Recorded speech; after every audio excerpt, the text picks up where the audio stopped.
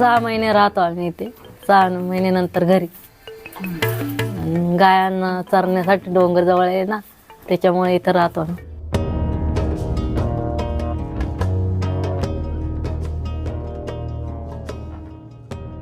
ही घरं नाहीत, ही आहे गुहा. फोपसंडीच्या डोंगरातली ही गुहा. सह्याद्रीच्या उंच डोंगर रांगेत वसलेली ही गुहा अहिल्यानगरच्या अकोले तालुक्यात येते. इथंच 3 कुटुंबांनी संसार थाटलाय. गुहेत पार्टिशन करून मांडलेली घरं, 3 कुटुंब, सोबत जवळपास 150 गायी, 10 म्हशी, काही शेळ्या. मग जनावरांसाठी आम्ही डोंगर धरलेले. येऊन निवाऱ्याला बसायच्या. सकाळची सोडल्या, फिरल्या गेल्या दुसरीकडं आहे जागजा गो आहे त्याच्यामध्ये जाऊन बसणार. लय त्या काळात लय पाऊस होता. आता पाऊस नाही, आता पाऊस कमी झालेले. खाली समजा आता प्रत्येकाचं शेत राहतो. शेतामध्ये गेले याच्या बांधव गेले त्याच्या बांधव एवढीच राबा. मग त्याच्याकरता आम्ही डोंगरला थांबलो वर. संध्याकाळ झाली की जनावरं एकामागोमाग गुहेकडे परतायला लागतात. अंधारातही चुकत नाहीत, कारण ही गुहा त्यांचं घर आहे. या गुहेत राहणारी ही 3री की 4थी पिढी आहे. गुहेत राहण्यामागचं त्यांचं कारण एकच आहे, ते म्हणजे पशुधन. मी आता बसली आहे हे या कुटुंबाचं स्वयंपाकघर. इथं उभंही राहता येणार नाही, इतका जवळ, इतक्या कमी उंचीवर हा गुहेचा दगड आलेला आहे. अशाच ठिकाणी या कुटुंबांनी आपली चूल मांडली आहे. खालून आणलेलं धान्य धुन्य अशा पिशव्यांमध्ये साठवून ठेवलं जातं.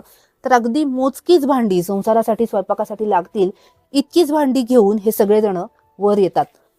दुधाचे कॅन, बांधलेली वासरं, बांधलेल्या गायी, अशा सगळ्यामध्ये जी जागा तुटपून जी जागा उरते त्याच्यामध्येच त्यांचं स्वयंपाक पाणी आणि राहणं चालतं. मदगे आणि मुठे या कुटुंबांचा संसार या छोट्याशा गुहेत मांडलेला आहे. समोर जनावरांचा गोठा, मागे उरलेल्या जागेत स्वयंपाकघर. भिंती नाहीत, फक्त तडजोड आहे. सकाळ उठल्यावरती परत शेणकूर करायचं, परत धार काढायची, परत साफसफाई करायची, गाया चारायला सोडायचे. पहाटे 4 वाजता या गुहेत दिवस सुरू होतो. धार काढायची, स्वयंपाक उरकायचा, गुरं चरायला सोडायची.